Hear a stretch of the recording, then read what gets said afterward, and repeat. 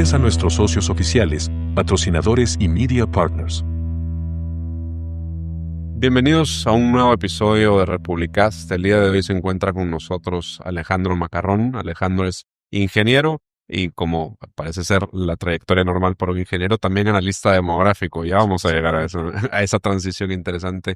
Alejandro, bienvenido primero que todo a Guatemala y bienvenido también a República. Muchas gracias por estar aquí con nosotros. Pues muchas gracias por invitarme. La verdad es que estoy teniendo una estancia espléndida, ¿no? en vuestro precioso país, o sea que no puedo decir más que cosas buenas. Me alegro y ojalá que así termine también. Creo que lo primero, y ya lo mencioné en la introducción, es preguntarte cómo un ingeniero termina siendo un analista demográfico. Sí, había una película en España, ¿no? Que hace una chica como tú en un sitio como este, ¿no? Que hace un ingeniero como tú en una demografía como esta, ¿no? Pues yo, además de ingeniero, bueno, trabajo como consultor de estrategia empresarial y temas financieros. Entonces, tanto como ingeniero como consultor, pues estoy acostumbrado a analizar muchos números, tendencias, encontrar riesgos, oportunidades. Entonces, un amigo hace 15, 16 años me enseñó una gráfica de cómo habían evolucionado los nacimientos en España desde mediados del siglo XIX y se veía de repente una caída en vertical a partir del año 1977. Me quedé tan impresionado, sabía que nacían menos niños, ¿no? Pero cuando ves las cosas te llegan más adentro. Entonces empecé a estudiarlo y me fui dando cuenta que era un problema mucho más grave y profundo e inmediato de lo que la gente pensaba, ¿no? En España desde hacía años se hablaba de que habría un problema con las pensiones en el futuro, ¿no? Pero solamente sobre pensiones y en el futuro, ¿no? Sin abordar la dimensión antropológica y otro tipo de dimensiones, la falta de niños, ¿no? La falta de jóvenes, o sea, más que las pensiones, que también es ese tipo de cosas. Entonces empecé a estudiar esto, empecé a publicar artículos, tuvieron un cierto éxito, me empezó a interesar y a veces en la vida haces cosas inesperadas, ¿no? Hay cosas que están planificadas casi desde que naciste, que te gustaron, y las sigues haciendo hasta que te mueras, y otras como esta vino de repente. Por eso un chico como yo está en una demografía como esta. Y bueno, más allá de lo que creo que aquí hemos escuchado todos, que Europa España y Europa en general son una sociedad envejecida. Aquí creo que se ha hecho muy viral a veces como ofertas de vente a vivir a Suecia y cásate y ten hijos y el gobierno te va a regalar una casa, cosas así. ¿Cuál es el diagnóstico más allá de lo superficial, simplemente de una sociedad envejecida? ¿Cuáles son las implicaciones de eso? A ver, ya que estamos en el mundo hispánico, empiezo con una broma, que es que yo no vengo de la madre patria, sino de la abuela patria, ¿no? Entonces, ¿qué puede salir bien de una sociedad que tiene pues cada vez una población más envejecida, que tiende a perder población, ¿no? En términos económicos, ¿no? El principal capital, con diferencia de una sociedad, es el capital humano, ¿no? Si vas a tener menos capital y el que tienes está cada vez más envejecido, pues no puede salir bien nada, ¿no? Implicaciones tiene. Bueno, económicamente está claro que eso te lleva a un empobrecimiento ceteris paribus, que en parte está compensado con los avances tecnológicos, pero solo en parte se puede compensar. Pero hay otro campo donde no lo pueden compensar los avances tecnológicos, que es el campo afectivo, ¿no? Porque al final pues, no debemos tener niños porque en el futuro nos paguen las pensiones, ¿no? Sino porque es la prolongación, lo natural en una vida humana. No el 100%, porque siempre ha habido personas sin hijos, ¿no? Es que tenga hijos, que sus hijos tengan hermanos, porque esa es otra segunda derivada, ¿no? Sí. Una de las derivadas de este problema es la soledad, el desierto, la desertificación, el empobrecimiento afectivo, del que no se habla casi nada, pero al final, una vez que tienes cubiertas las necesidades básicas de comida, bebida y tal, lo que te importa es el afecto, ¿no? Es decir, dentro de la pirámide de necesidades. Tiene esas derivadas, tiene otra. En las democracias se convierten en gerontocracias, en el gobierno de los jubilados, de las personas pensionistas, y eso, lógicamente, su interés es que la gente que está trabajando les transfiera una parte creciente de la riqueza que se produce. Entonces, es justo que nuestros mayores, a los abuelos, tengan pensiones, tengan una retribución, pero el riesgo, y está pasando, es que hay un exceso de transferencia de riqueza que aplaste la economía y los jóvenes. Eso está pasando en Europa, está pasando en España. Y luego otra derivada, bueno, hay un riesgo desde luego de una presión hacia la eutanasia, hacia eliminar a los mayores, ¿no? Ha habido declaraciones de un ministro japonés que decía que de finanzas, que a ver si los viejos se dan prisa a morir, ¿no? Que eran muy caros. O sea, pero realmente eso, que es completamente inhumano, tiene, digamos, hay una presión derivada. Cuidar personas mayores y muy deterioradas es duro, ¿no? Y cuando tienes muchas personas jóvenes para cuidarlo, incluso en las familias, ¿no? No es lo mismo cuidar que a tu papá o tu mamá los cuiden 8 hijos y se van turnando a que le toque a uno solo, ¿no? A uno solo puede ser mucho más duro que si toca 8, ¿no? Y luego otra implicación es, desde el punto de vista de Occidente, en un sentido amplio es también toda Iberoamérica, en un sentido un poco más estrecho y respecto al nivel de desarrollo sería Europa Occidental y Estados Unidos, ¿no? Tendemos a perder mucho peso en el mundo. El peso de Occidente en el mundo Occidente tiende, no la irrelevancia, pero a ser mucho menos importante. China en concreto solo tiene mucha más población que Estados Unidos. Entonces la riqueza de un país al final solamente depende de cuánta gente está trabajando multiplicado por la productividad de cada persona que trabaja. Entonces, si China tiene 4 veces la población en edad laboral de Estados Unidos más o menos, pues en cuanto igual en productividad de Estados Unidos, que de hecho puede incluso superarla, pues tendría 4 veces el Producto Interior Bruto, ¿no?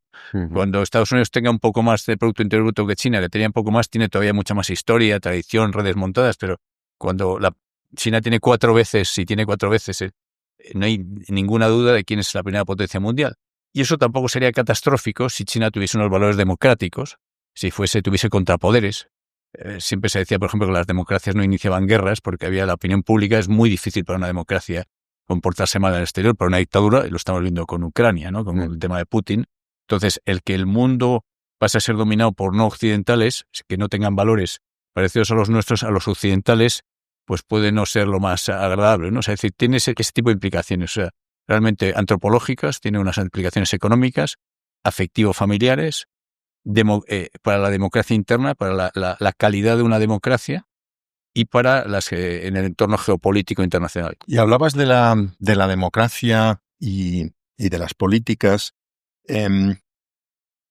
Está claro que las políticas de natalidad no están entre las políticas principales. Lo que predomina pues son políticas a corto plazo y desde luego cosas que no tengan nada que ver con natalidad.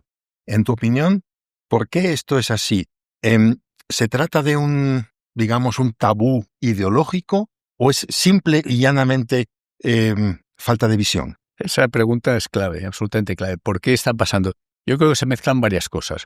Bueno, la demografía evoluciona muy lentamente, es decir, no es una cosa así como una crisis económica y de repente la bolsa cae un 20% y empieza a haber mucho desempleo, pues es aguda. Esto es una cosa que cambia muy lentamente, cada día es casi imperceptible. Los cambios, si los miras en un poco más de plazo de tiempo, sí son importantes, pero tienes que comparar números de ahora con números de hace 20 años. O sea, para empezar, digamos que no es un tema de corto plazo. En segundo lugar, yo he detectado que a los políticos, cuando en un país como España, tiene la mitad de la gente tiene uno o ningún hijo, pues creen que van a incomodar a gran parte de los votantes, ¿no? El juego político consiste en agradar a los votantes, descalificar al adversario en votos, que compite por los mismos votos, pero los votantes nadie les llama imbéciles, ¿no? Aunque en conversaciones de café se pueda decir, pero nadie. Entonces, tienes, por una parte, es lento, o sea, no es un tema urgente, hay un miedo a incomodar, y luego hay políticos que sustentan ideologías que son bastante antinatalidad, antifamilia, claramente, con lo cual les molesta. El feminismo moderno radical es antinatalidad, antihombre, antifamilia, con toda claridad, así como el feminismo inicial al que yo me adhiero, de la igualdad hombre-mujer legal y de todos los efectos, por supuesto que sí, pero el moderno, desde luego, es un feminismo muy agresivo, ¿no? Y eso, por ejemplo, en España está en el poder, no solamente en España, ¿no? Entonces es un tema que es, como digo, no es urgente, es incómodo en general y es doblemente incómodo para los políticos que siguen porque es como admitir el fracaso de los modelos familiares que han preconizado, ¿no? Con lo cual todo junto nos lleva a que solamente cuando empieza a haber una conciencia popular de que hay un problema grave en general, o hay algún político con un poco más de altura de miras, por ejemplo en Galicia, Galicia es una de las regiones más envejecidas de España y del mundo, ¿no? Ahí sí que empezó a haber pues cierta conciencia y se empezó a hablar, no se tomaron tampoco medidas muy fuertes, pero se empezó a hablar un poco más del asunto. En Galicia tienes, por ejemplo, una provincia que es Orense, donde por cada español que nace, de madres españolas, mueren más de 4 personas, más de 4 españoles, ¿no? Entonces, claro, ya son situaciones en las cuales hay una pérdida de población muy fuerte, un envejecimiento en Orense, esta misma Orense. Yo creo que la población española, sin contar inmigrantes extranjeros, 3 de cada 8 tienen 65 años o más. O sea, eso ya es. Perdón. Tú hablabas de correctamente estoy de acuerdo contigo con que las ideologías modernas, mal llamadas progresistas, no sé a qué progresan, ¿verdad? Pero bueno, em, han sido en gran medida los causantes de esto en Occidente. Pero, por ejemplo, a mí me surge la duda, ¿qué pasa en Corea? ¿Qué pasa en Japón? Es lo mismo porque siempre hablamos de Occidente y de democracias entendidas así, pero en aquellos países, incluso China, China está cada vez más en un decaimiento poblacional que, no tengo los números en la cabeza, pero en 2050 van a tener muchísima menos gente. Ya han dejado de crecer ahora mismo. Claro. Sí, aunque conocía un señor que era el presidente, creo que era el Servicio de Estudios de la Bolsa de Madrid, que decía que había estadísticas, grandes mentiras, estadísticas y estadísticas chinas, ¿no? Quiero decir que no lo sé qué fiabilidad tienen, pero bueno, efectivamente, según sus estadísticas oficiales, entonces así. A ver, hay causas no ideológicas que tienen que ver. Históricamente hacía falta que naciesen muchos más niños que ahora porque morían muchos más niños que ahora. O sea que una parte de la caída de la natalidad es totalmente razonable, ¿no? En España, por simplificar, con que necesitamos un 60% menos de niños que antes por persona, por mujer, para quedarnos como igual, porque hubiese el mismo crecimiento de población, llegase el mismo número de adultos. El problema es que tenemos 80% menos. En vez de 60, tenemos 80, ¿no? Entonces, ¿eso por qué sucede? Bueno, pues las sociedades que pasan de ser rurales a urbanas, aparecen los sistemas de pensiones modernos, la mujer pues también pasa a estudiar como lo mismo que el varón, y en España de hecho hay más tituladas universitarias, hay más mujeres con título universitario que hombres. Hay muchas causas, algunas son razonables, otras menos. Unas que retrasamos mucho la edad a la que tenemos el primer hijo. Otro es, antes la gente, casi todo el mundo se casaba para toda la vida, por lo menos en Europa, ¿no? Ahora, en España, cuando murió Franco hace 50 años, el 85% de las personas con 30 años, con menores de 30 años, con 29 de hecho, 85 ya estaban casadas. Ahora no llega ni al 15%. Y de los que se casan, la mitad se divorcia. Que eso digo, muchas de las cosas también pasan en otras culturas no occidentales. Todo eso es completamente negativo para la natalidad, para la estabilidad familiar, y no solo, es negativo para los niños, que son los más débiles. Se supone que todo el mundo está hablando todo el día de los más débiles. Bueno, y para la educación. Para la educación de los niños es malo en lo afectivo, en lo educativo, en lo económico. Hace falta, donde antes una familia vivía en un solo hogar, en una sola casa, hacen falta 2 casas para. Ahora mismo en España hay un problema muy grande de vivienda, que tiene diversas causas, pero por ejemplo los jóvenes ahora se emancipan de casa de sus padres, cada uno por separado. Antes siempre se salía para casarte, ¿no? Quiere decir que claro, hacía falta una casa, un hogar, ahora hace falta 2. Entonces todo ese tipo de cosas empobrece, eso también empobrece económicamente. Algo que creo que es importante, el tema biológico para mí es fascinante, porque se ve en otras especies también, no solo en los humanos. Claro, en la medida que cae la tasa de mortalidad infantil, suele también caer el crecimiento demográfico. Casi parecería un tema determinista, evolutivo, a que no podemos salir de ese problema. Pero luego hay otro tema de estándares de vida. Y yo lo digo como una persona, todavía me considero joven, que aspiras a... El más joven de la mesa, seguro. Sin duda, por lo menos en eso... Si no eres joven tú, los demás tenemos un pequeño problema. Que aspira a casarse, que aspira a tener sus hijos, pero para muchos es una realidad bastante complicada. Hace poco estaba viendo un estudio de la inflación histórica en Estados Unidos versus el crecimiento del salario real. Y no es parejo. Digamos, los precios de la vivienda han incrementado mucho más. La inflación en general se ha disparado y los salarios, digamos, en un momento iban bastante paralelos y más o menos en los 70s, 80s, el crecimiento del salario real se estanca y la inflación sube. Hablamos del movimiento de la vida rural hacia la vida urbana, y en España se ve perfectamente. Creo que incluso para mí es despreciable que el gobierno lo promueva, pero la idea del co-living, a decirle a los jóvenes que va a estar bien, que lleguen hasta los 40 años compartiendo piso con 3, 4 personas, porque la mayoría de gente gana 1,000 euros y más o menos eso cuesta el alquiler de un piso en Madrid. Entonces, ¿cómo se le puede ¿cómo se puede motivar a esta gente que vive esta realidad a tener hijos? Es decir, con todo lo que ya tengo encima y con lo que me cuesta, ¿cómo voy a poder mantenerlo? Porque a veces no es cuestión de no querer. O sea, en España, el peor momento de la historia de España, los últimos 200 años, fue la última guerra civil, ¿no? Fue además la peor. Habíamos tenido otras que se llamaron las guerras carlistas. Entonces, en el peor momento de la guerra civil en España, España tenía un poco más de la mitad de población que ahora y nacían muchos más niños que ahora. O sea, eso eran dificultades. Pero era una sociedad que tenía los valores tradicionales de que era bueno tener niños y los tenía. Es decir, que eran... si la gente quiere tener niños, los tendrá.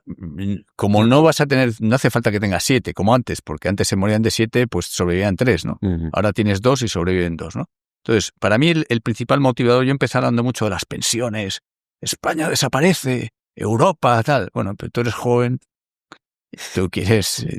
El argumento principal es que para ti, para tu vida, y de forma integral, es muy bueno que consigas una pareja con la que te cases de forma estable y que tengas al menos dos hijos, ¿no? Porque eso es lo mejor para ti, independientemente del país. Tú tendrás una red de afecto, aunque las pensiones del Estado sean peores, algo te ayudará, no sé si tanto como antes los hijos. Entonces, ese es el principal. El principal argumento es que una vida humana con hijos, típica, no en todos los casos, hay gente que es verdad que no le gusta, y antes también ha habido religiosos, gente que no tenía más sacerdotes, más monjas, tal.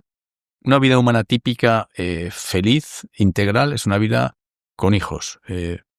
Y luego con hijos de forma estable, insisto, porque esa es otra segunda derivada importante, ¿no? Y luego, si la sociedad se vuelve a ser natalista, también los políticos, claro que hay que exigirles desde la política que se favorezca a la familia, que todas las cosas que hoy día hablan mucho de, en España se habla, hay que hacer las leyes con perspectiva de género, ¿no? Es un término además patético, porque además es ambiguo. Género a veces significa sexo y es equivalente a sexo y otra es a lo que yo me autopercibo de rol y toda esa historia, ¿no? Claro. Bien, hay que hacer las leyes con perspectivas de natalidad y de familia. Es decir, qué cosas afectan el tema de la vivienda. Claro que es un elemento importantísimo para poder formar una familia. Entonces se ha hecho unas políticas de vivienda, en concreto en España y no solo, que han sido muy malas para que los jóvenes se puedan emancipar, ¿no? En España, cuando murió Franco hace 50 años, los jóvenes de media se emancipaban a los 25 años, salían del hogar materno a los 25 años, ahora es a los 30. Claro, eso es otra de las causas importantes de que tengamos menos niños, es el retraso en la maternidad. No puedo dejar de pensar en cuando te oigo mencionar de que palabras distintas, pero que la felicidad está en pues tener una familia estable, tener hijos. Parte de la felicidad. Y el aumento, pues casi que buen caso de estudio, y el aumento casi exponencial en casos de depresión, en ventas de antidepresivos químicos, en tratamientos. A ver, no puede ser casualidad. No, hay un tema de salud mental fuertemente ligado a esta generación. Una de las cosas que no ha salido todavía en esta conversación y que tiene mucho que ver con eso es la pérdida de valores cristianos, pérdida de valores religiosos de la sociedad, porque más allá de lo que es el principal, digamos, creencia en Dios y tal, pero la religión cristiana y otras religiones tienen dentro del paquete de valores está la familia, precisamente una familia estable y demás. Entonces, efectivamente, la gente que ya no cree en nada, que no tiene hijos, que es así, mezclas todo, porque el cristiano tiene esperanza, es una de las grandes virtudes teologales. Hubo un político nefasto en España en los años 30 que dijo, España ha dejado de ser católica. Entonces no era verdad, pero ahora sí es bastante verdad. Ahora mismo, por ejemplo, solamente el 20% y bajando de las bodas se celebran por la Iglesia Católica, cuando antes eran casi todas. Entonces, eso son todo, en parte, la natalidad ha caído también por esa pérdida de valores religiosos. O sea, va todo un poco en el mismo magma, ¿no? No es una cosa sola, todo ha coexistido. Y bueno, entre todo, pues es una sociedad que tiene, en España ahora mismo hay como el doble de nacimientos, de muertes de españoles autóctonos que de nacimientos de madres españolas, y cada año va peor. Es decir, el resultado es bastante malo, y lo de los antidepresivos que decíais, por supuesto que también. Pero bueno, y hablabas ahora mismo de la importancia de los valores cristianos, o equivalentes, o sea, no es obligatorio, entre comillas, que tenemos moral cristiana, pero esos valores o de nivel natural. Pero justamente lo que está pasando ahora en España, al menos como lo veo yo, es que esto se está dejando totalmente de lado y se está dando importancia a cosas como, pues no sé, lo llaman, no sé cómo lo llaman, bonos bebé, Cheque bebé, sí. incentivos. Cheque bebé. Sí, Cheque ¿no? bebé. Sí, exactamente. Y entonces, claro, la idea que ellos nos quieren transmitir, cuando digo ellos me refiero al gobierno, es que esto es una cuestión que se soluciona exclusivamente con estímulos económicos. Y yo creo que el problema de fondo va mucho más allá. A ver, históricamente es al revés, lo cual es bastante terrible, porque todos queremos vivir en una sociedad próspera. A más prosperidad hemos tenido menos niños. ¿Quién tiene más hijos en Nicaragua? ¿La clase alta o las clases, digamos, más populares? Sin duda, ¿no? Es así. En España, quien más hijos tiene, yo digo en plan provocativo que digo, los musulmanes deben ser de una estirpe superior, porque son los más pobres, es el colectivo más pobre que hay en España, con más desempleo, y son los que más hijos tienen. Tienen más valores, en eso conservan unos valores tradicionales. Entonces, no quiere decir que, efectivamente, a ver, las personas que tienen hijos están contribuyendo al futuro de la sociedad, en gran parte a su costa y con esfuerzo, entonces tiene sentido. Yo soy contrario a los cheques bebé, pero sí a las desgravaciones o deducciones fiscales, los beneficios fiscales. Si usted está trabajando, le vamos a aliviar, usted va a contribuir menos en impuestos al Estado porque usted está contribuyendo, digamos, de otra forma. Dar dinero es muy peligroso porque sobreestimula la natalidad de personas con muy poco dinero. Incluso a veces puede llegar a querer gente, madres solteras adolescentes, eso ha pasado en países anglosajones, querer tener un niño por dinero. En Estados Unidos se ve mucho. Es muy peligroso. Y luego, ya por último, una de las cosas por las que tienden a fracasar las democracias, yo soy demócrata, no veo idea alternativa mejor, pero tienen dentro de su propio sistema, tienen una cosa que tiende a matarlas, que es que se convierten en máquinas de comprar votos. Sí. Que eso también explica el aumento de la presión fiscal. Siempre los políticos, no es que soy muy bueno, entonces hay una necesidad de cubrir, te voy a subir los impuestos porque le voy a dar dinero al otro. Entonces los cheques acaban siendo un mecanismo también de compra de votos. Entonces, claro, todos esos mecanismos no funcionan. Y otra solución fácil que se nos quiere vender es la cuestión de la inmigración. Porque se nos dice, bueno, no pasa nada, el índice de natalidad baja. Bueno, pues como va a venir mucha gente joven de fuera, pues con eso solucionamos el problema. Entonces, yo creo que no es tanto eso, sino parece ser que más que una solución de fondo, a un problema de fondo, es una especie de etiqueta estadística, ¿no? Ha sido como un círculo vicioso, porque, a ver, eso ha provocado inmigración, y la inmigración ha provocado la pérdida de valores occidentales.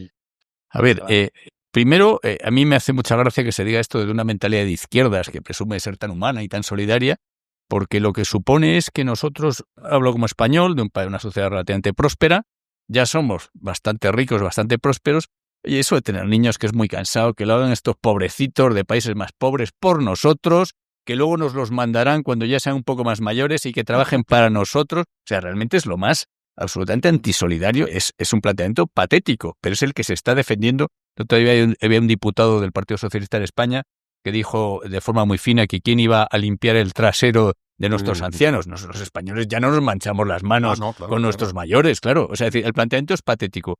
Luego, la inmigración que realmente puede venir a países occidentales, a todos, no es, la mayoría es poco cualificada, es decir, no tiene grandes estudios, algunos un poco más que otros, y necesitas, lógicamente, cada vez más puestos de trabajo con mucha cualificación.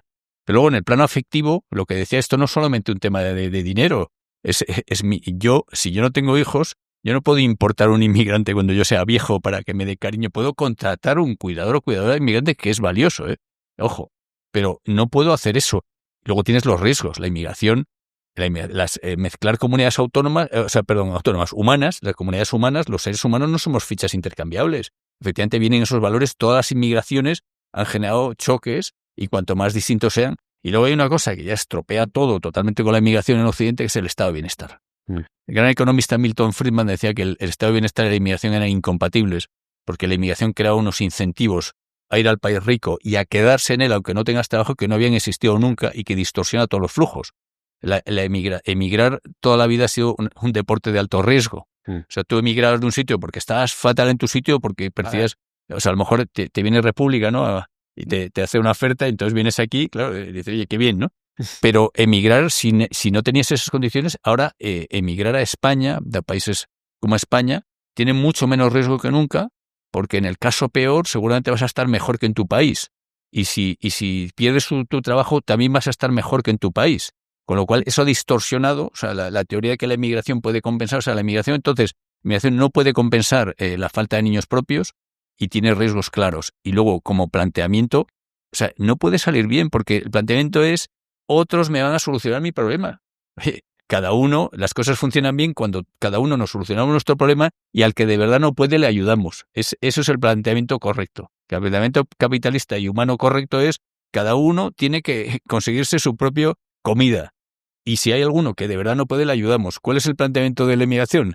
No, nosotros no tenemos niños porque estoy muy cansado.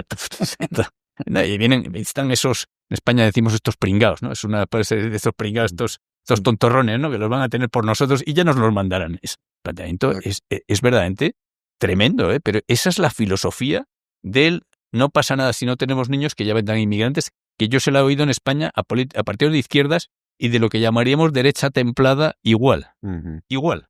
Y de hecho que, bueno, hay países como Estados Unidos que se sostienen ahorita meramente por el tema migratorio. España, a pesar de toda la migración que tiene del norte de África y creciendo cada vez más también de Hispanoamérica, de Iberoamérica, como le querramos llamar, que es curioso porque tenemos tasas de natalidad por debajo de niveles de reemplazo, pero estamos migrando a todo el mundo.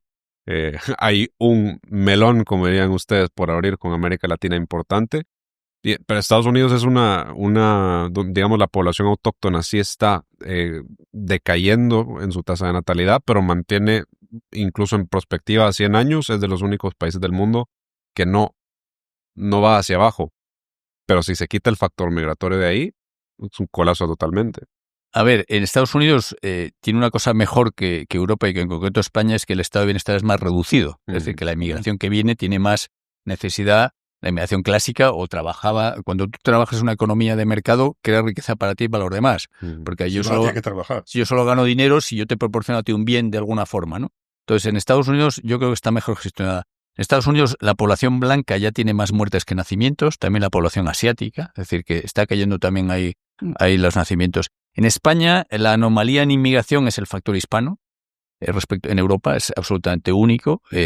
Como más del 70% de la gente, entre el 70 y el 80% de los inmigrantes de los últimos años son de países hispánicos. Y entonces eso, digamos, hace que la cuota de mercado de la inmigración africana musulmana, que es la más llamativa a efectos de integración y a efectos de tal, es reducida. Lo que pasa es que España tiene con los musulmanes tiene dos factores únicos y particularmente peligrosos, ¿no? Uno es que España fue al Andalus. Entonces, como fue al Andalus, para el islamismo, dentro del Islam, como en casi todos lados, los extremistas son pocos. El problema es que casi siempre los extremistas son los que lideran. O sea, por desgracia, el ser humano tiene las dos cosas, ¿no? La mayoría de la gente es buena y pacífica y trabajadora, pero por desgracia... Salvando las distancias pasa lo mismo ahora en Cataluña. Se oyen a los independentistas, pero no se oye exactamente, y pasó en el País Vasco con la ETA, o sea, lo más... Entonces, España es al Andalus, con lo cual sería un objetivo prioritario. Y luego España, la mayoría de la inmigración musulmana viene de Marruecos, que es nuestro vecino del sur, que es el único país que pide reclama territorio español, además de una forma que en concreto las ciudades de Ceuta y Melilla, ¿no? Pero sí, eso digamos, no se puede solucionar el problema que crea la falta de niños con inmigración. Tampoco Estados Unidos lo podrá solucionar. Ahora, si tienen menos estado de bienestar, la inmigración necesariamente se comporta. Las personas nos comportamos con los incentivos, ¿no? Por ejemplo, la inmigración que viene de Hispanoamérica, en España, aunque tiene tasas de delincuencia, de criminalidad más altas que los españoles, las tiene mucho más bajas que aquí. Por ejemplo, en España ya hay 1 millón de colombianos. El otro día calculé que si tuviesen la misma tasa de homicidios, cometiesen los mismos homicidios que en Colombia, en España se habría duplicado la tasa de homicidios. ¿Qué pasa? Si llegas a un país donde, pese a todo, a lo mejor me decía un colombiano, dices que en España otros delitos no, menores no, pero el homicidio prácticamente seguro que te detienen y vas a la cárcel. Aunque no sean muchos años, dice en Colombia casi seguro que no te pasa nada. Entonces, claro, el ser humano funciona con incentivos. Con los marroquíes posiblemente pasa al revés. Posiblemente tienden a delinquir más en España, donde hay más mano blanda, que en Marruecos, que no es exactamente una superdictadura, pero es un estado más autocrático, más duro, con una policía más dura. Entonces el ser humano depende de los incentivos que tenga para bien y para mal. Hay un tema que a mí me parece, no me lo logro explicar. Y ahí creo que abre la puerta para teorías conspirativas y para todo tipo de cosas que suelen surgir cuando uno no sabe encontrarle explicación a algo, que no es más que eso. El tema de las ideologías antifamilia. O sea, de que existen. Hay gente que tiene un interés importante en destruir la familia como el núcleo de la sociedad. Ayer lo discutíamos con Alejandro, no de la sociedad y de la civilización occidental, de la civilización en general. La familia es el núcleo, es lo más importante. Ya vimos que todo va mal si cae la tasa de natalidad. Vemos el problema que implica económicamente, socialmente, psicológicamente, identitariamente. ¿Cuál es entonces el interés? ¿Cuál es el interés nefario de un grupo político de destruir la familia como núcleo de la sociedad? Si vemos que perdemos todos, ¿quién gana? Pierden votantes porque a la larga nacen menos, entonces hay una base de votantes menor a la que apelar. No parece haber ningún beneficio. A menos de que fidelices a tus ya votantes, entonces lo Sí, pero los otros podrían hacer lo mismo. A ver, La pregunta es, hombre, ¿quién gana con esto? Y si no gana nadie, ¿de dónde surge? yo puse como condición para venir aquí que las preguntas fuesen fáciles. No, a ver, por dar dos pinceladas, ¿no? El ataque a la familia ya está en el Manifiesto Comunista de 1848 y en uno de los grandes libros de Engels que se llama El origen de la familia, la propiedad privada del Estado, ¿no? Es decir, ya perciben, yo creo que en el fondo ellos son contrarios a la sociedad tradicional, se centra mucho en lo económico, ¿no? El capitalista explota y tal. Pero también dan la derivada, dicen que la familia es un poco una explotación de la mujer, ¿no? O sea, ya tienen ahí claramente ellos que son contrarios, una mentalidad, si estoy en contra, estoy en contra de todo, ¿no? Estoy en contra, si el hombre tiene más presencia que la mujer en la vida pública, estoy en contra del hombre. Una sociedad donde haya más blancos que estén en buena situación, pues estoy en contra del blanco. Si son cristianos, o sea, va en el mismo paquete va el ataque a la familia, ¿no? Eso, digamos, históricamente, ¿no? Y luego el feminismo también, el feminismo surge de unas situaciones que hoy día entendemos que eran de desigualdades, que hoy día pues las personas que vivimos ahora, pues parece correcto una serie de cambios que ha habido en relación a la mujer, pero también puede surgir de parte de mujeres que pues tenían un paso más allá, ya digamos, el hombre, o yo no lo sé, o sea, eso influye mucho también sin duda, ¿no? Y luego ya llega un momento que es, en España en concreto, entramos en una situación de círculo vicioso, ¿no? Es decir, si la mitad de la gente en España ahora mismo no se casa, si la mitad de los que se casan se divorcian, si mucha gente no tiene hijos, pues hay muchos votantes a los que les va a molestar que vayamos nosotros diciendo que lo bueno para un país es que la gente se case, que no se divorcie y que tenga hijos. Entonces juntas un poco el extremismo político y ese odio a lo tradicional con la realidad que encima hay mucha gente que yo cuando doy muchas conferencias, ¿no? Entonces las primeras veces que daba, según cómo decía estas cosas, ¿no? Pues saltaba una señora, pues yo tuve 5 hijos, yo he cumplido, ¿no? Estaba al lado uno que no había tenido hijos, ¿no? Oye, pues yo no tengo menos derechos que tú, porque, o sea, se generan. Entonces hay que tener bastante cuidado en el lenguaje, no hay que culpar a la gente. Gente que no ha tenido hijos es hija de nuestro tiempo, como todos lo somos. Es decir, creo que al revés, hay que convencerles de que a ellos también les conviene que otros no tengan hijos.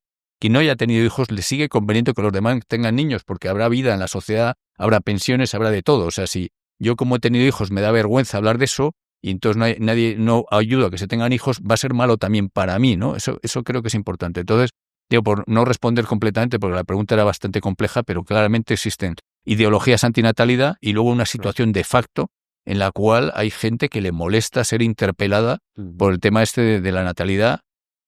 Y claro, es que no era, es para abrir la conversación. Realmente no era una pregunta directa facilita, a mí. Yo ¿no? creo que es fascinante. Hay datos confiables, vamos a ver, porque datos hay de todo, ¿no? Como decías, hasta los chinos. Hay datos confiables de si las sociedades capitalistas versus las sociedades socialistas, vamos a decir, valga el pleonasmo, están más afectas a este decaimiento de natalidad. Chico, en Cuba tampoco tenemos hijos, ¿sabes? Tenemos la tasa de natalidad tan baja como en los países capitalistas. Realmente, a ver, el capitalismo es la libertad humana en lo económico y ha producido unos resultados alucinantes. Pero en la historia nada es estático, nada es permanentemente bueno. Entonces ha producido una prosperidad tremenda. Es una de las grandes causas de que tengamos menos niños. Nos hayamos muerto más acomodaticios. Decía Benjamin Franklin, una de las citas mejores que manejo es de Benjamin Franklin, que es padre de la independencia de Estados Unidos, es el inventor del pararrayos, fue un gran escritor, es un polímata, una persona que domina muchas materias. Entonces, una de las reflexiones suyas es que él se dio cuenta a mediados del siglo XVIII, cuando todavía no existían los Estados Unidos independientes, en una sociedad de gente muy religiosa que tenía muchísimos niños. Él creo que tuvo 18 hermanos, ¿no? Y dice, yo creo que vamos a sobrepasar en población a Inglaterra porque sigue viniendo gente allí. Tenía mucha menos gente, pero tenemos mucho más hijos que ellos. Dice, ahora bien, he comprobado que la gente que va ganando más dinero, que va prosperando, se lo piensa más esto de casarse y tener niños. Bueno, él mismo, que tuvo como 18 hermanos, tuvo solamente 2 hijos, más uno extramatrimonial. Entonces, el propio capitalismo sin valores, o sea, si el capitalismo nos lleva, tenemos riqueza, pero sin valores, eso te lleva a boca de natalidad. Países socialistas, pues te digo lo de Cuba, en la propia Unión Soviética ya no tenían hijos muy altos. En la Unión Soviética pasa una cosa muy curiosa, es el primer país que legaliza aborto, del que todavía no habíamos hablado. Y entonces hay tantos abortos que Stalin tiene que prohibirlo, porque si no se queda sin niños, ¿no? Con lo cual, o sea, quiero decir que ahí tienes también ese problema, pero realmente la caída de natalidad es esencialmente universal, incluso en países socialistas y desde luego socialismo al final, por ejemplo, el aborto era el método anticonceptivo. En la Unión Soviética pues podía llegar más de 1 de cada 2 embarazos acababa en aborto. Pero al hilo de esto que estás diciendo, Alejandro... ¿Alejandro? Sí, exactamente. Aquí estamos. Sí, aquí estamos entre Alejandro, sí. Hay países que están haciendo de la familia, digamos, una especie de proyecto nacional. Empiezan. Estamos con Polonia, sería el caso de Hungría, también es el caso de Israel, ¿no? Entonces la pregunta es que yo me formulo es si estamos configurando una brecha política entre países que podemos llamar pronatalistas y países que podríamos denominar, pues no sé, postfamiliares. ¿Existe esa brecha ya? Existe, a ver, yo creo que es muy importante el que la política natalista no sea de derechas, sino que sea una política de consenso, porque si no, parte de la mitad de la población la va a rechazar, que yo creo que eso ha pasado en Hungría. En Hungría los resultados han sido menos buenos de lo esperado y posiblemente en Polonia. En Israel es un poco distinto porque Israel es un país que es único, irrepetible, y tiene unas minorías religiosas. De hecho, la tasa de natalidad en Israel en parte es alta porque tiene los ultraortodoxos que tienen 6 hijos de media. Los ortodoxos sin más a secas no son ultras, son solo ortodoxos, están en 4.5 o 4,5 hijos por mujer. Y los judíos religiosos, que son bastantes, no ortodoxos, no ortodoxos, también tienen más, ¿no? Hay una gradación, a más religiosidad, más hijos, ¿no? Pero siguiendo a eso interesante, el por qué las políticas de Hungría no han funcionado tanto, empezaron dando cierto resultado y luego ha tenido decaimiento. Luego, yo creo que incluso pues, cualquier político, y al final hay una tentación, insisto, en comprar votos, ¿no? Porque al final es una especie, ahora mismo hay una especie de diálogo en las sociedades occidentales, es, oye, Estado, ¿qué me das para que yo tenga hijos, no? En vez de decir, oye, tienes que ser tú el que tengas hijos porque te convenga. Dicho lo cual, el Estado, de nuevo, tiene que hacer políticas pensando en cómo afectan a la natalidad, ¿no? En España teníamos un Estado natalista completamente hasta hace 50 años y el Estado era un Estado muy chiquitito en gasto público. Gastaba $19 de cada 100 que se producían. Ahora gasta 45. Entonces, claro, con 19 de cada 100 a las familias en promedio les quedaban 81 de lo que producían. Estos son siempre medias, ¿no?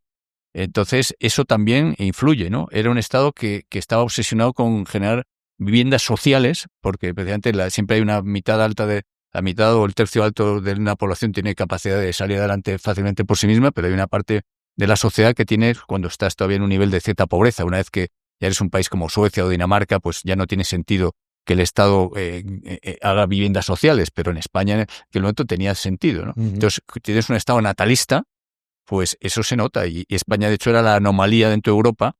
Hace 50 años era la anomalía dentro de Europa. En natalidad no teníamos ya una tasa de fecundidad explosiva, pero sí una que estaba por encima del nivel de reemplazo y que generaba, de hecho, unos crecimientos de población muy, muy sanos. ¿Y qué pasó en 1977? Pues que me quedó grabada la fecha desde la gráfica que viste. Tenemos un cambio de régimen político. En España vuelve la democracia. En España, la historia de España, claro, se cuenta, si uno de derechas te lo cuenta distinto a uno de izquierdas, ¿no? Uno de izquierdas te cuenta que en 1936 hubo unos locos fascistas que querían lo tradicional, y la derecha lo que te cuenta es que la izquierda quería la revolución y iba por ellos, ¿no? Eso olvidando la revolución de Asturias del 34. Eso fueron eso son las percepciones, ¿no? La percepción de la izquierda es que la guerra civil fue una panda de salvajes y encima nos ganaron, y la percepción de la derecha es que la izquierda quería acabar con la derecha social y entonces se defendió. Pero bueno, se produce un cambio de valores en el cual yo creo que para bien, o sea, yo creo que ya tocaba recuperar un sistema democrático, etcétera, y además incluso casi toda la gente que estaba dentro del propio franquismo sabía que tenía que evolucionar a una sociedad homologable con el resto de Europa y Occidente en lo político. Ahora bien, en lo familiar, pues de repente pasa a ser también como si fuese un valor franquista la familia. El feminismo entra con muchísima fuerza, un feminismo ya muy, muy extremista. Empieza la gente, pues eso, a los jóvenes a perder ese tipo de valores. Y entonces se produce, el Estado deja de ser natalista, sube los impuestos, todo lo que va contra la familia empieza a crecer. Entonces se produce 20 años seguidos de caída continua de la natalidad y luego, como todo, nada cae todo el tiempo, luego hay pues un pequeño repunte, luego vuelve a caer, pero se produce eso, es un cambio de valores que en este punto fue absolutamente nefasto. Yo era muy jovencillo entonces y yo en mi modesta medida apoyé pues el cambio de régimen hacia un régimen democrático, pero visto con los años creo que se hizo fatal, espantosamente mal en la parte de familia y de natalidad. Y sobre todo no solo de importancia. Y perdón, una anécdota que es bastante interesante. Cuando llevamos 5 o 6 años de caída seguida de natalidad, porque que un año caigan los nacimientos, tú no puedes saber si eso es tendencia, ¿no? En este tipo de cosas. Pero cuando llevas 5 o 6 años y ves que pasa algo, un profesor muy importante, economista, se llama Juan Velarde, que a mí me apoyó muchísimo cuando empecé a trabajar en estos temas, me escribió un artículo en un periódico católico que había en España diciendo que hay un problema, ¿no? Que cada vez nacen menos niños. Y le dijeron sus jefes de la editorial católica, no te preocupes, Juan, si en el mundo hay mucha gente. O sea, ya había esa mentalidad que había llegado a todas partes, Claro, como que daba igual, hasta ni siquiera la iglesia, la jerarquía, como que daba igual. Los políticos de derechas de España en aquel momento les daba igual. Yo creo que fue parte también, y es obviamente cultural, pero la trampa malthusiana. Eso O iba sea, a la ser idea justo. sobre generalizada en el mundo. Es de las ideas más nefastas que más éxito han tenido, porque era una mera hipótesis. La trampa malthusiana decía que la población crece más rápido que los recursos. Que encima era Bueno, es una hipótesis, es decir, que eso puede ser, pero se vio enseguida que era completamente falsa. porque no tomó completamente cuenta del falsa. crecimiento tecnológico. Exactamente, y del ingenio humano, es decir, el ser humano crea recursos. Esas mentalidades como de que es todo suma cero, es la mentalidad clásica de la izquierda. Claro, si la tarta o la torta es finita, pues lo que te comes tú no me lo como yo. Y si resulta que la agrandamos mucho y hay para todos más. pero Claro. siempre, efectivamente, eso ha influido. A ver, aquí hubo una cosa que tuvo influencia, que es real, y es que países como Guatemala y muchos más estaban con crecimientos explosivos de población entonces.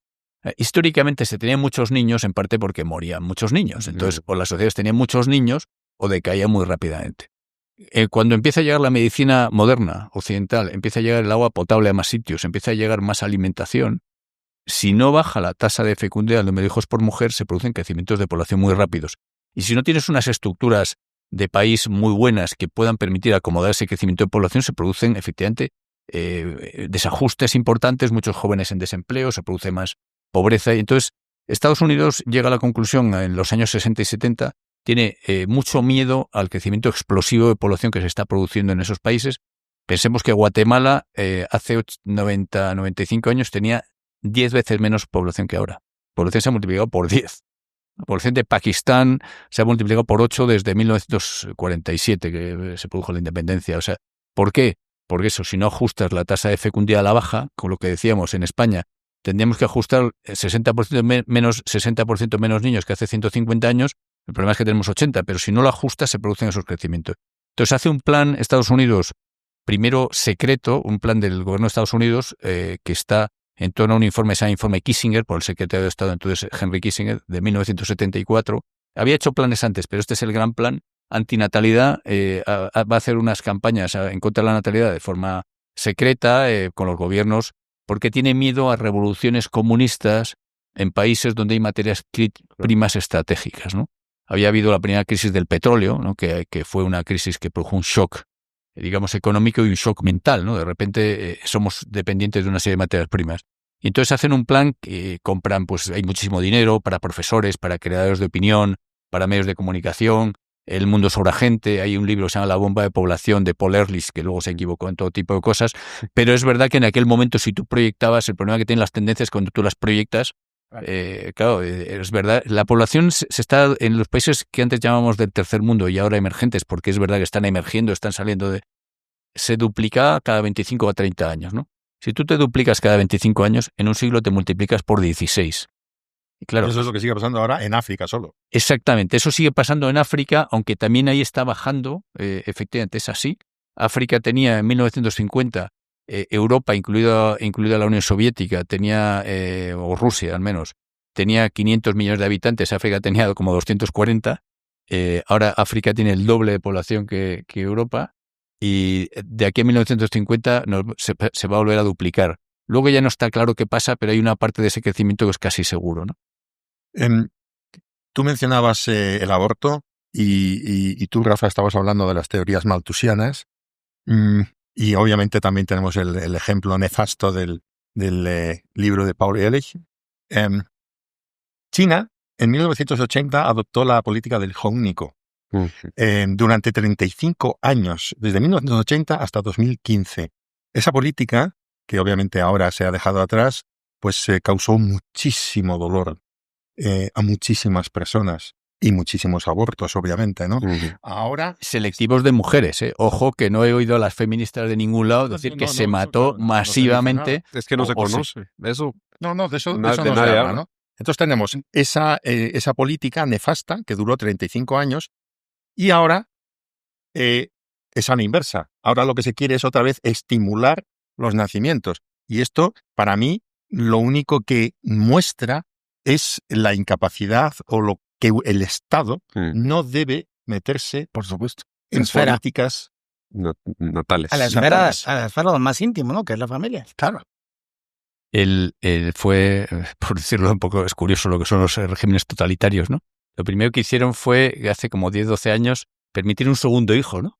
Pero solo un segundo hijo, como si de repente todo el mundo iba a haber una explosión. Okay. Cuando lo que pasa es que ya se habían acostumbrado. Yo justo el día que permitieron eso viajaba con un avión y había la compañía de asiento era una china, ¿no? Entonces me dice, ¿puedo leer tu periódico y tal? Sí. Entonces me dijo que era hija única y que ya solamente querría tener un hijo. Porque la mentalidad había cambiado, que ya has conformado unos valores, el ser humano es muy imitativo para bien y para mal, ¿no? Entonces dice, no, vamos a permitir el segundo. Luego creo que hicieron pasar al tercero. No sé si ahora mismo estabas en el tercero, como si, oye, si de repente puedes tener una explosión, pues puedes a lo mejor decir, ¿no? Pero sí es bastante impresionante el cómo el gobierno chino pues, metió esa política.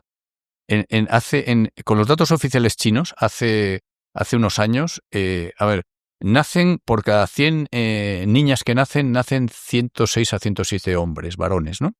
Y luego el sexo débil somos los varones, morimos más, las tasas de mortalidad pero nacen más hombres, ¿no? En China había 120 hombres, según su propia pirámide de población, por cada 100, o sea, en niños 120 varones por cada 100 niñas, con lo cual ahí faltaban como...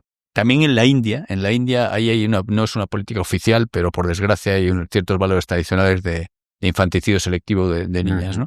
Pero sí, ahora están intentando revertirlo y claro, si lo que creen es que el Estado se mete de forma de nuevo totalitaria, pues no lo sé, va a ser un experimento, en todo caso, si es a la fuerza, espantoso, ¿no?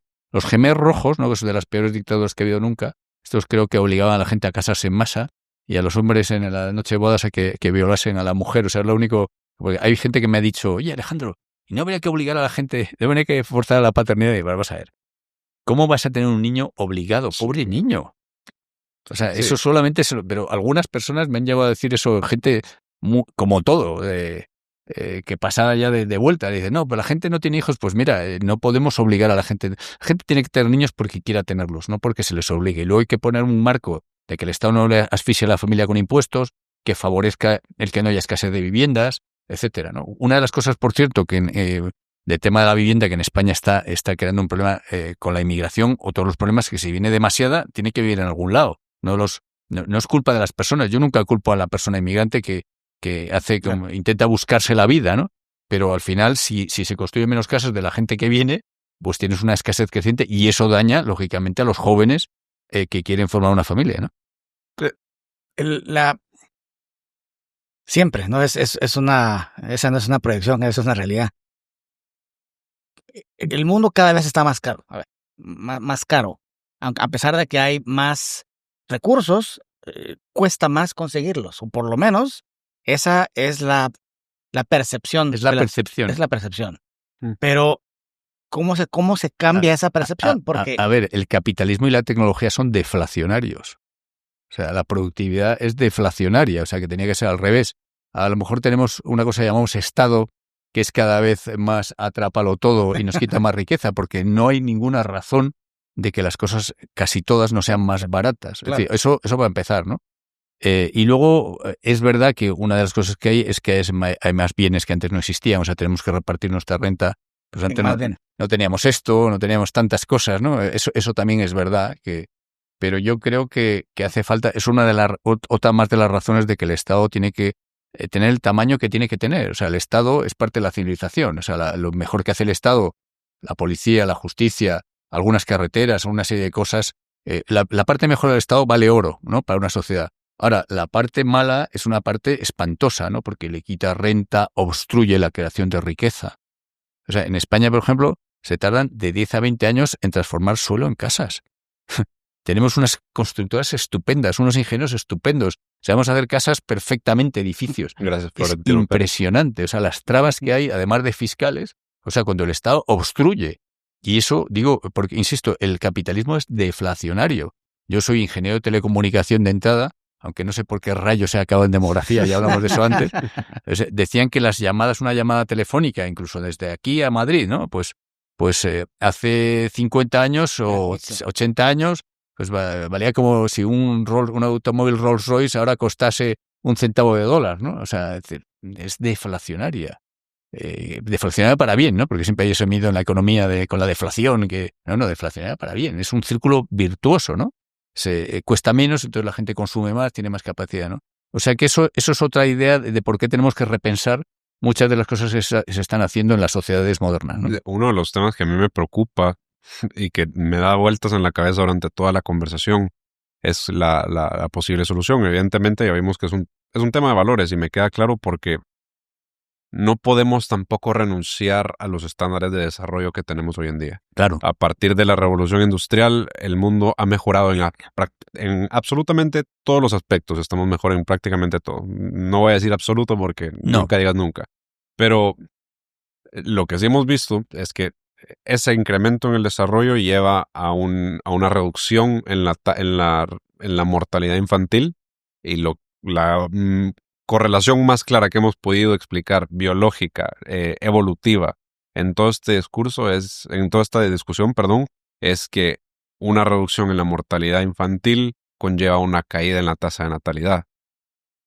Hombre, no que nadie quiere que suban la tasa de mortalidad infantil. Totalmente de acuerdo. Vamos. Pero evolutivamente, como seres humanos, no nos estamos ahora, nos adaptamos al que si mueren menos niños, tenemos menos hijos, pero no nos estamos adaptando al que estamos teniendo menos hijos ahora. Y no están muriendo tanto. Evolutivamente algo está fallando. A ver, voy a volver al informe Kissinger ese que hablaba, que está abierto en internet, o te lo puede descargar en inglés y en español hay buenos resúmenes, ¿no? Una de las medidas estrellas del informe Kissinger, una de las medidas estrella, era decir que a los niños en las escuelas, ¿no? Los niños pequeños, yo empecé a hablar de esto al revés, en niños más mayores, ya adolescentes, decían, no, en la escuela, dice, los valores se crean en los primeros años de vida, los valores más profundos, ¿no?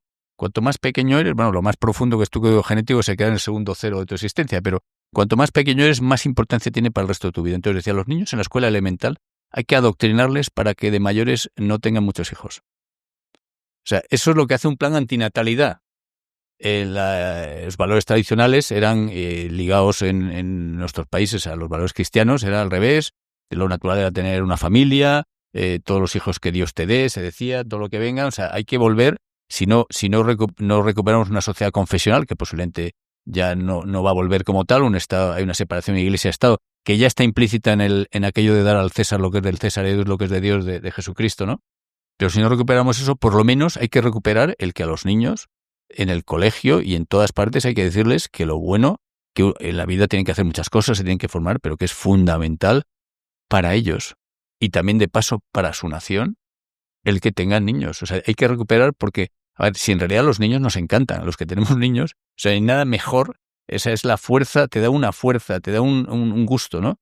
Entonces, claro que no es, te quita dinero, claro, por supuesto. Es decir, la gente dice, es que empobrece, hombre. No, pues, Pero claro, tienes hoy día en los países, desde luego, como el mío, tener 2 hijos lo puede pagar casi todo el mundo. No te digo 5, pero 2, que es, insisto, una familia suficiente. Idealmente a lo mejor alguno más. Yo tengo 3. Bueno, bien, hay gente, algunos pocos que tienen más. Eso lo puede tener todo el mundo. Hay que recuperar esas ganas. Si no, no se va a conseguir. Y no valen soluciones imaginativas. O sea, hace falta que tu papá y tu mamá estén por lo menos estables, por lo menos hasta que tú seas mayor, ¿no? Idealmente que no se separen nunca. Pero eso tiene un efecto devastador. Si un matrimonio se separa poco antes de tener el primer hijo, no va a tener ninguno.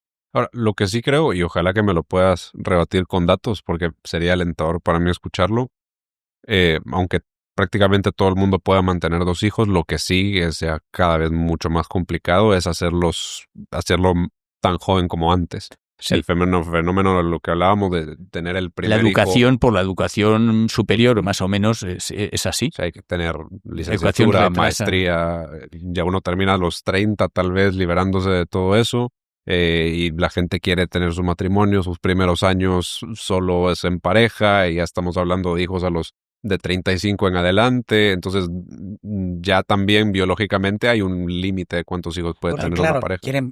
ahora los jóvenes Quieren viajar, juntos, quieren sí. conocer el mundo. Que, a ver, negativo No no está tiene mal, por qué no, serlo. Yo se puede hacer con hijos. no comparto. No, además antes No, había un factor de riesgo. O sea, una mujer que tenía ya una cierta edad, pasaba de 30 años, Sí. pues ya eso se consideraba un embarazo de riesgo. Ya, eso y hoy a en lo día mejor eso ya así. no es así, claro. Duramos un poco más. A ver, yo una cosa que he propuesto a ese respecto, que alguna vez han titulado de una forma un poco equívoca, yo propongo acortar un poco el ciclo educativo. O sea, en España, aquí es un poco será parecido. Tú naces y hasta los 23, 24 años no te has formado completamente. Oye, pues si acortamos, por ejemplo, 2 años ese ciclo, concentramos un poco más algunas enseñanzas y luego a lo mejor con capacidad de volver a estudiar, sobre todo, o sea, aquí lo crítico es la edad de la mujer, ¿no? La fertilidad masculina dura algo más, tampoco es ideal que el hombre sea muy mayor, pero lo que es el cuello de botella es que las mujeres a partir de cierta edad pierden fertilidad, aunque ha mejorado un poco, se ha extendido también la ventana de años en las que pueden tener hijos. Pero efectivamente yo creo que hay que uno, concienciar de que en Italia hubo una campaña hace años en la cual la izquierda se lanzó, vamos, al cuello, ¿no? Que decía, la belleza no tiene edad, la fertilidad sí. Me diciendo, oye, cuidado que sí. ¡Joder, eso es machista! Pero es verdad, o sea, realmente es así. De hecho, hay mucha frustración. Uno de los dramas es que gente que no tiene los hijos, cuando quiere tener hijos ya es demasiado mayor, ¿no? Entonces, yo creo que existe esa ventana, o sea que tiene que haber una concienciación clara de que la fertilidad, sobre todo la femenina, se pasa, también la masculina, tampoco es ideal. Segundo, creo que hay que repensar también un poco los modelos educativos para acortar un poco, porque, oye, de verdad, necesitamos 24 años o 25, que es lo que en España está ahora mismo de media, en vez de 22 o 21, para aprender lo que necesitamos aprender. Ahí también posiblemente se han generado, pues como todo, ¿no? Hay mucha gente que vive de ser profesor, hay grupos de interés por todas partes, pero yo no creo, honestamente, que no se pueda acortar un poco ese ciclo. Hay que favorecer también la parte de salida del hogar, lo que decíamos de la vivienda, ¿no? El que los jóvenes tengan un acceso a la vivienda más fácil, eso también tiene un valor, lógicamente, ¿no? Entonces yo creo que con todo eso se puede llegar a esa situación que decimos de que todo el mundo pueda tener al menos 2 hijos y algunos más, algunos tendrán 3 y otros tendrán más, pero eso se puede hacer, ¿no? Porque sí hay años suficientes, no son ilimitados, la fertilidad femenina tiene un tiempo de fin, pero hay años. Creo que también se podría explorar la promoción de la descentralización urbana. ¿A qué me refiero? Obviamente es más difícil tener hijos y mantenerlos viviendo en Madrid Centro que viviendo en Orense o viviendo en Asturias o viviendo yo conozco casos de gente que especialmente hoy en día con el home office, que trabaja para una empresa con sede en Madrid, trabajan remoto, viven en un pueblo en el norte y pagan por una casa lo que pagan sus hermanos en Madrid por un piso de 100 metros cuadrados. Y tienen 3 hijos y viven muy bien y comen genial y no tienen la fiesta madrileña, pero tienen el resto de beneficios que también tiene el resto de España. Eso también se podría ver en otros países. Aquí en Ciudad de Guatemala, o sea, aquí la gran parte del país vive y trabaja en la ciudad. Aquí ya no se tiene hijos. Lo que mantiene la tasa de natalidad todavía relativamente estable son las áreas rurales del país. En la ciudad no se está teniendo hijos. Entonces, a lo mejor los suburbios podrían ser una buena alternativa. Tenía un tío, hermano de mi madre, vivía en Barcelona, ¿no? Entonces él tuvo 7 hijos, una persona pues de clase media alta, no rico, pero bueno, tampoco pobre, acomodado. Tuvo 7 hijos, entonces eran 4 chicos y 3 chicas, ¿no? Entonces los 4 chicos dormían todos en una habitación con 2 camas de literas, ¿no? 2 de 2, y las chicas en una litera de 3, ¿no? O sea, es decir, que el tema de la falta de espacio, pues, insisto, para 2 hijos, no digo para familias tan numerosas, o sea, cuando la gente quiere tener hijos, los tiene. Y luego, si las autoridades piensan que es importante, desde luego, España en concreto es un país que está casi todo vacío. Tiene mucha superficie, Claro. Tiene mucha menos población que el resto de Europa, y la población está muy concentrada en ciudades, es decir, que Costa. en la costa, quiero decir que hay espacio para construir cerca del centro de Madrid, como dices, no en el centro, pero cerca, lo que quieras. Y luego, además, lo que estás diciendo, sin duda. Lo que pasa es que el teletrabajo que ha habido muchos, yo mismo hace 30 años escribí sobre el teletrabajo. Al final, a gente le cuesta no estar en contacto con los demás, o sea, no es tan fácil que sea. Al empleado le gusta estar también cerca del jefe a veces para ver si lo agrada, y al revés, el jefe para controlar y para formar, o sea que el teletrabajo a tiempo completo no está funcionando tanto. Y luego hay muchas profesiones que no admiten teletrabajo, Sí. muchísimas, Sí, no, que son obviamente presenciales, es decir, no tienes que hacerlo, porque hay también apóstoles. Yo como también he trabajado en el sector tecnológico, a veces sobrevendemos, no, todo el mundo teletrabajo, no haces teletrabajo. Pero hay muchas profesiones que no son susceptibles. Sí. Pasa lo mismo ahora con la inteligencia artificial, ¿no? Hay profesiones que sí que son susceptibles de tener un alto impacto y otras van a tener mucho menos porque hay un pequeño manejo sofisticado del ser humano que todavía le cuesta mucho. Pero vamos a ver, para tener una nota positiva, porque yo tengo la impresión de que siempre que hablamos de demografía, pues lo que impera es el pesimismo y esto vamos mal, está el abismo ahí y vamos a caer. Marcos, el pesimismo es nuestro side. O sea, si hablamos de política va a ser pesimista hoy en día. Bueno, no, pero es muy importante. A ver, esto. entonces, si nos ceñimos al tema de España, y obviamente vamos a hablar de todo, pero si tomamos el ejemplo de España, que es extrapolable, yo leí, no sé si es verdad, pero yo he leído que si proyectamos a futuro las curvas y gráficas demográficas actuales, pues es posible que España tenga menos de 35 millones de habitantes a final de siglo. Entonces, yo no sé si eso va a ser así o no, pero ¿estamos ante un proceso irreversible? ¿O qué factores hay para ser optimistas? Es muy importante que abramos, digamos, este frente, ¿no?, de la irreversibilidad. A ver, España, según mis proyecciones, que coinciden con las de otros organismos, España hay, por así decirlo, 2 tipos de poblaciones, la española autóctona y la inmigrante, con algo de mezcla, pero poca, ¿no? Sobre todo la que no se mezcla es la musulmana, con los hispánicos también, pero no tanta, ¿eh? Entonces, simplificando, si no hubiese mezcla, los españoles autóctonos ahora somos como 37 millones, hemos llegado a ser 39 millones, ya hemos perdido casi 2 millones. Y aquí, a finales de siglo, esos 37 millones serían solamente 15 millones, de los cuales la mitad tendrían 65 años o más. O sea, esa es la proyección. Entonces, ¿es irreversible? No. Esto no es irreversible, no se puede responder que sí por varias razones, no hay datos empíricos. Es decir, que no, la gente tiene capacidad física de tener hijos, sí. O sea, es un tema de mentalidad. Es lo mismo que cambió la mentalidad, hablamos a partir del año 1977 en España y en otros países en otros momentos, pues la mentalidad, ¿por qué no va a cambiar? Pero es que además es mucho mejor para la gente tener hijos que no tenerlos. Es decir, que yo creo firmemente en que es posible el hacer ese cambio de mentalidades, porque es para una vida integral es mucho mejor. Oye, si ya tenemos cubierto lo material, pero tenemos un desastre en lo afectivo, pues si el cuello de botella cuando estás en la pobreza es lo material, pero a lo mejor el cuello de botella es lo afectivo, ¿no? Y luego considero inaceptable el derrotismo. Decía Winston Churchill que el derrotismo era más peligroso que todas las divisiones acorazadas alemanas juntas, ¿no? Derrotismo, claro, si piensas que vas a perder, pues ya no peleas, ¿no? Claro. No es aceptable el derrotismo. Entonces, creo firmemente que es en el último libro que acabo de publicar junto con un gran historiador y periodista, don Miguel Platón, pues una de las cosas que decimos al final, después de decir, oye, el diagnóstico es muy malo, vamos muy mal, pero no es admisible resignarse a esto, porque, a ver, resignarte a la muerte, no sé si la puedes evitar, es resignarte al desastre. Y segundo, creo que es mucho mejor para las personas, insisto, y además para la sociedad el tener hijos, tener esa familia, que lo contrario, y se ve, cuando ves una familia de estas numerosa, bien avenida y tal, pues es una maravilla, ¿no? Es una pequeña tribu, ¿no? Y gente gente que realmente es muy importante el tema del matrimonio, ¿no? El que decía mi padre que quien en casarse acierta en nada yerra, nada se equivoca, ¿no? O sea, no es fácil. Ahora bien, es lo que más recompensa te puede dar en la vida. Tengo un amigo de Barcelona que dice que él nunca juega a la lotería porque ya le tocó al casarse y no le va a tocar 2 veces, ¿no? Y tengo otro amigo que es muy católico, pero dice algo que, no sé, es plenamente católico, pero es impresionante. Dice, yo no quiero ir al cielo si no va mi mujer también. O sea, quiero decir que eso es una situación verdaderamente, eso es algo que no está en esos valores, ¿no? Que es solo éxito profesional.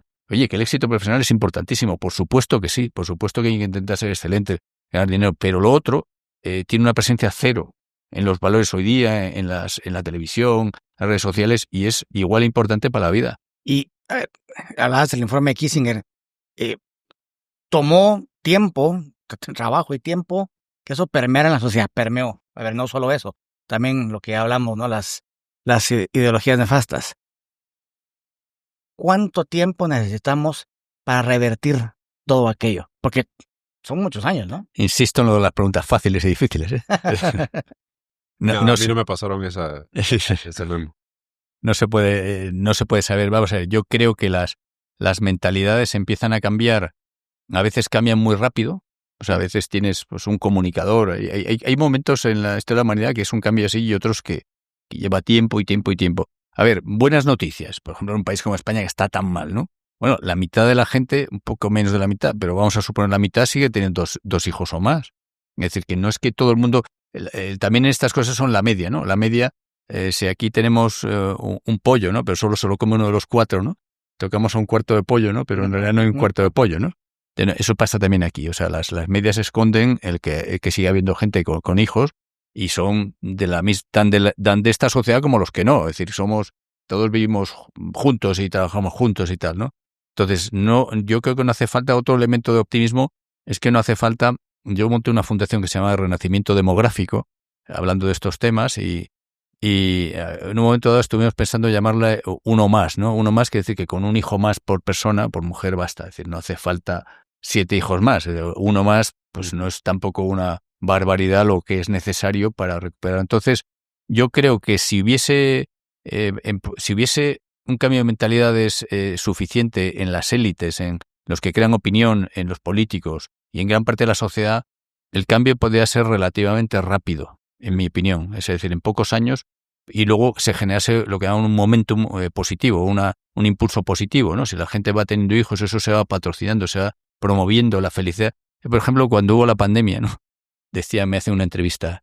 Te vamos a entrevistar con una mujer que ha decidido tener un hijo, como si fuese algo heroico, como si estuviese, yo qué sé, en una guerra atroz. Bueno, la pandemia, pues, fue peligrosa, sobre todo para la gente muy mayor. Gente joven, pues, se aburrió un poco, pero no fue dramático. De alguna España los supermercados estaban llenos de productos, repletos de productos, no les faltó de nada, es decir, no fue agradable. Parecía como si fuese. Entonces, hay esa generación de pesimismo que se está haciendo también, el sobreénfasis en las dificultades. Yo por eso hablo de lo que pasó en España en la guerra civil, que nacían muchos más niños que ahora, ¿no? Cuando dicen, no, es que es muy difícil, o en Europa. E insisto, digo, los musulmanes españoles deben ser una raza superior, una estirpe superior. Son los más pobres y los que tienen más hijos, ¿no? O sea, yo creo que se puede cambiar relativamente rápido si hubiese realmente ese consenso, si llega a generarse esa idea de que esto es mejor que lo contrario y que es bueno para las personas y que hay que reorientar al Estado. Ahora, ¿cuánto se tarda en cambiar eso? Pues eso no lo sé. Desde luego, aquí hay dos posibles mentalidades, ¿no? Una es fe ciega en la victoria y otra es por mí que no quede, ¿no? Entonces yo oscilo entre una y otra, ¿no? El por mí que no quede. Yo tal vez podría aportar un poco al optimismo, desde el sentido de que mi generación y la generación que viene atrás de la mía también, creo que está llegando a un punto de cansancio, eso es de vacío de identidad fuerte que se está llenando en Europa también, con un regreso hacia la religiosidad. Y tal vez no es la religiosidad necesariamente lo que va a cambiar esa tendencia, pero los principios de una vida religiosa sí. En España no se ha visto tanto, que me parece curioso, siendo el país católico por excelencia históricamente en Europa. Pero en el resto de Europa sí se está viendo un retorno hacia unos valores distintos. Y creo que todo empieza por empezarle a decir, tanto hombres como mujeres, que no son fascistas por querer tener hijos, que no son fascistas por creer en la familia, que hablar de familia... ¿No son de ultraderecha? Claro, ¿En serio? No es de derecha ser pro familia. El problema es que se ha puesto esa etiqueta que sirve como mordaza. No es de derecha tener familia, pero sí es comunista destruir la familia. Eso sí, claro. Eso está en el manifiesto comunista, insisto, ¿no? Y el tema es, si se ha etiquetado y a los jóvenes se les ha hecho pensar que querer tener 2, 3 hijos es un tema exclusivo de la derecha, estamos mal. Así que yo estoy muy de acuerdo con lo que tú decías. La política pro familia no puede ser ideológica. Claro, pero es que yo creo que el punto importante es que consigamos que el orgullo de ser padre o de ser madre no se asocien necesariamente a un conservadurismo rancio. Y algo que también me parece vital es cambiar el chip, y eso posiblemente pasa más por los hombres como tal. Toda la vida, el éxito en la carrera laboral ha sido medios para un fin, y el fin ha sido esa familia. Ahora el éxito profesional se ha vuelto para muchos el fin último. Sí. Y la familia se ha dejado de lado. Eso también se tiene que cambiar. Totalmente de acuerdo. A ver, yo creo que tenemos, insisto, esa obligación, esa oportunidad, si está viendo ese cambio, porque es verdad que la juventud está afrontando problemas que a lo mejor está peor o se percibe como peor que antes, y está viendo un cierto cambio en los chicos, por ejemplo, contra el feminismo, ¿no? Los chicos en España es que son de segunda. Es que les están diciendo que son malos. Y claro, dice, oye, no, esto es inaceptable, claro. Absolutamente inaceptable. Yo soy completamente partidario de la igualdad entre el hombre y la mujer, pero de la igualdad. En España tenemos un ministerio de igualdad que es completamente súper feminista. Es un ministerio, es prácticamente un ministerio antimasculino. Escorado hacia el feminismo radical. Es una auténtica, una vergüenza, con dinero público que encima se promuevan ese tipo de cosas. Entonces, yo sí creo que está habiendo efectivamente una reacción. Lo mismo, fíjate, incluso en el terreno religioso, por otras razones, la ciencia está empezando a ver más científicos creyentes que porque el Big Bang se asocia a un acto de creación y hay una serie de elementos que son puramente científicos, ¿no? O sea, cuando la ciencia explica, entre comillas, todo, pues a lo mejor no hace falta, como decía, creo que era Laplace, no hace falta Dios para explicar el mundo. Cuando deja de explicarlo, y está pasando, tanto en el origen de la vida como en el origen del universo, ¿no? Es decir, eso de dónde viene, ¿no? Porque esto es, claro, vuelves un poco a Dios. Pero yo sí creo que está viendo ese comienzo, pero sin entrar también lo mismo que la natalidad no tiene que ser de derechas, no tiene que ser tampoco solo religiosa. Tiene que ser, a los segmentos que sean religiosos, les hablar de esa idea, pero al que no lo sé, decir, oye, por tu propio bien, es mucho mejor que tengas hijos. Entonces, yendo a la izquierda, yo alguna vez he comparecido en parlamentos en España, ¿no? Me hacen preguntas, entonces típicamente la gente de izquierda es agresiva conmigo, ¿no? Es más agresiva. Digo, miren, ustedes no se equivoquen, ustedes dejarán de ser políticos y si su país está completamente envejecido y ustedes no han tenido hijos, pues ustedes van a sufrir las consecuencias exactamente igual. Digo, por favor, saquen este tema de la lucha política. Van a seguir teniendo elementos para pelearse en la política, para diferenciarse lo vas a tener igual, pero sáquenlo de la sucia lucha política, porque es un suicidio para todos, incluidos ustedes. Eso creo que deben entenderlo. Entonces, si empieza a haber también gente de izquierdas, que empieza a haber alguno natalista, alguno empieza a desmarcarse de ese tipo de cosas, podemos seguir avanzando más y sacarlo de la lucha política. Alejandro, ha sido un auténtico placer. Genuinamente es una conversación que se puede alargar mucho y yo estaría fascinado porque me parece muy interesante, pero sobre todo importante, y que ya se empiece a hablar, porque nos quedó medio lejos en la conversación el mito de la sobrepoblación. Hay que reventar esa burbuja ya y empezar a hablar de los temas que importan. Y luego Guatemala en concreto, que es lo que comentamos, ¿no? en mi conferencia, por favor que no siga cayendo la natalidad. No. Es decir, ahora mismo estaría en un punto muy bueno, una sociedad joven, con 2 hijos así por mujer, más o menos, es lo que hay ahora mismo. Sí. Sería un momento muy bueno, porque las tendencias son las mismas, por desgracia. Claro. Es en todo el mundo, menos en las partes del mundo donde las cosas no van muy bien. Bueno, incluso en África está cayendo la natalidad, lo que pasa es que parte de niveles muy altos. Han pasado de 6 hisa por mujer a 4 hijos por mujer en 30 años. Es decir, realmente el ritmo de cambio, el ritmo es muy fuerte. Lo que pasa es que todavía están en esa explosión de población, ¿no? Pero bueno, por mi parte, aquí me despido, pero yo tengo la tradición cuando yo modero, cuando yo lidero el podcast, y es que no despido yo, sino que despide el invitado con unas últimas palabras. Así que de mi parte, muchas gracias a todos los que nos han visto y nos han escuchado. Espero que se lo hayan disfrutado tanto como yo y nos vemos en el próximo Republicast. Bueno, muchas gracias por la entrevista, la conversación, que ha sido, además, creo que hemos tocado casi todos los puntos importantes. Nos ha faltado un poco argumentar por qué no hay superpoblación, aunque dijimos que habían aumentado más los recursos. Y además la humanidad va a dejar de crecer seguramente en unas pocas décadas por los ritmos que tenemos. Creo que la gente que vea esto, pues habrá gente mayor que ya ha tenido o no ha tenido hijos, ¿no? Y creo que es interesante para ellos y sobre todo que ellos pueden transmitir a la gente que está todavía en edad de tener hijos la importancia de este tipo de cosas. También a los niños, ¿no? O sea, creo que toda la sociedad debe ser consciente de lo que está pasando, cuáles son las soluciones correctas, que es, insisto, es volver a los valores tradicionales, no en un sentido rancio, sino en el sentido bueno de ese tipo de valores tradicionales. Y si no es así, pues habrá gente de todo tipo, habrá gente que seguirá teniendo hijos y tendrá por lo menos una mejor vejez, una mejor madurez, y gente que se divertirá mucho de joven y luego tendrá un vacío a partir de cierta edad, ¿no? Y se da cuenta que a lo mejor sus amigos, algunos han tenido hijos y él o ella no los ha tenido, y pasarán los años y tendrá cada vez más esa soledad, esa sensación de vacío. Y luego, por supuesto, si hay ideologías antinatalistas, si les hiciésemos caso, sería un auténtico horror, ¿no? La vejez de la última generación que existía, pues sería un horror, ¿no? O sea que yo creo que es muy importante, creo que es muy bueno que República haya tomado este tema, porque es un tema de gran importancia para el mundo desarrollado y creciente importancia para el mundo que se va desarrollando, como Guatemala, y que, por favor, pues la gente recuerde que todos sus antepasados, o sea, todos descendemos de gente que ha tenido niños. Si no, no estaríamos aquí. Y aunque cuenten cuentos estúpidos, no lo hicieron obligados. Casi todo el mundo tuvo hijos porque era lo natural, lo agradable, ¿no? O sea que, en fin, 2 últimas palabras, muchas gracias. Y viva Guatemala. Viva Guatemala. Viva Guatemala. Gracias a nuestros socios oficiales, patrocinadores y media partners.